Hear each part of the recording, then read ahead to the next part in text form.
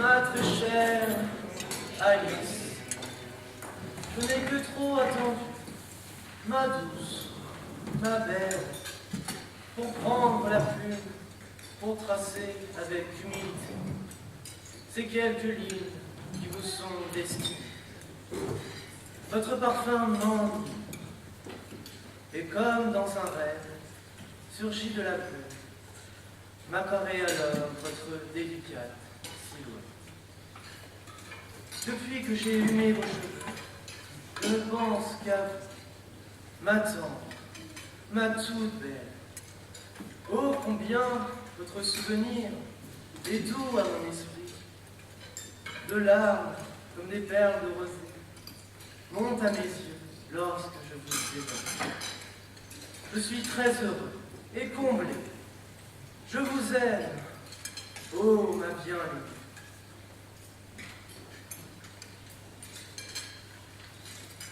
Mon cher Marcel, votre déclaration m'a ému au plus haut point. Ces mots tracés d'une main tremblante m'ont tant appris de vous. Vous vous êtes dévoilé, âme sensible, être délicat et tendre. Je sens vibrer en vous cette ardeur, cette fièvre qui m'anime aussi. Et bien que vous ne parliez pas de passion, je la devine en vous. Comme vous décrivez bien ma silhouette dans la brume. Quel poète! Mais pourquoi quelquefois êtes-vous un peu maladroit? Trouvez-vous mon parfum entêtant pour dire qu'il vous enivre? Je pense à vous en cet instant délicieux. Je suis heureuse, je vous aime.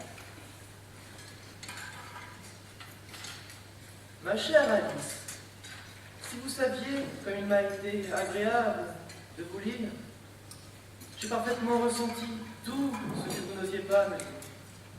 Et vous osez aussi me dire des choses qui me ravissent.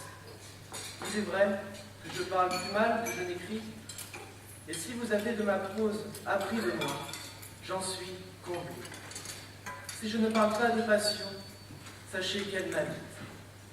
Il est tout aussi vrai que je suis quelquefois maladroit, mais vous êtes cruel, mon aimé, de me le faire remarquer. Vous me parlez d'instants délicieux. Pour moi, ce sont des heures. Que dis-je? Une éternité. Quand je pense à vous, je suis comblé. Je crois que je vous aime. Cher Marcel, j'ai eu plaisir à vous lire, bien que je vous ai senti fatigué. Sans doute votre travail, ou bien madame votre mère, qui vous donne quelques tracas. Dites-moi votre tourment.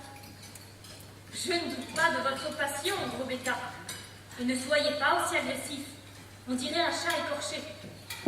Cessez donc de dire que je suis cruelle. Oh, ce que vous pouvez être susceptible, mon ami. Bien sûr que nos instants sont éternels.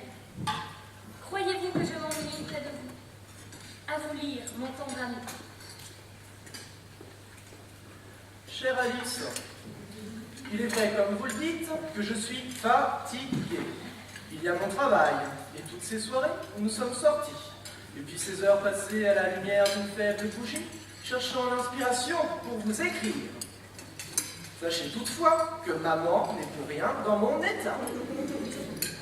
Sachez aussi que je ne suis pas susceptible.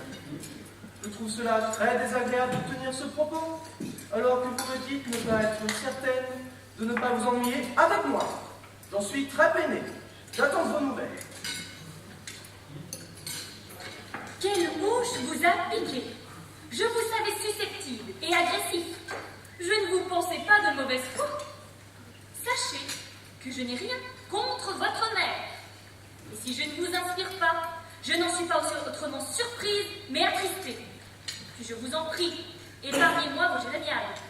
Vous allez vraiment finir par m'ennuyer. À vous lire. Votre dernière lettre, entre parenthèses, je dis lettre par correction, m'a pas tellement étonné.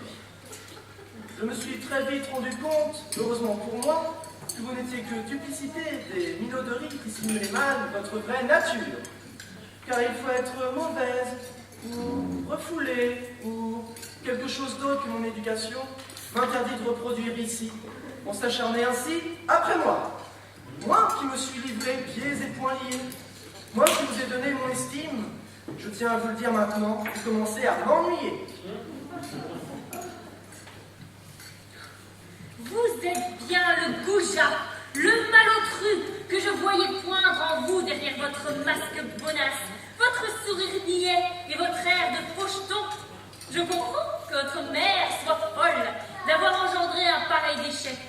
Pauvre femme, vous révélez enfin votre vrai visage. Le vernis a craqué. Vous n'êtes qu'une brute épaisse et sans doute avinée pour tenir un tel langage de dégénéré. Parlons-en de votre éducation. Votre cervelle ne doit pas détraquer un pèse-lettre.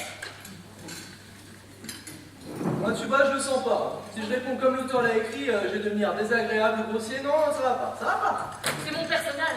Si l'auteur le voit ainsi, pourquoi veux-tu que je trahisse son texte? Ah mais moi je veux rien, je dis simplement que c'est excessif.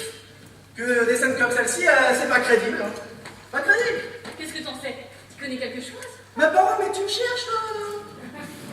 Ça se va bien jouer avec princesse, ça c'est un rôle pour toi, il n'y a pas de doute, hein. Y a pas de doute. Tu te crois malin sans doute? T'imagines que tes propos me touchent, pauvre type? Espèce de mal. Ça m'apprendra à jouer avec n'importe qui, tiens.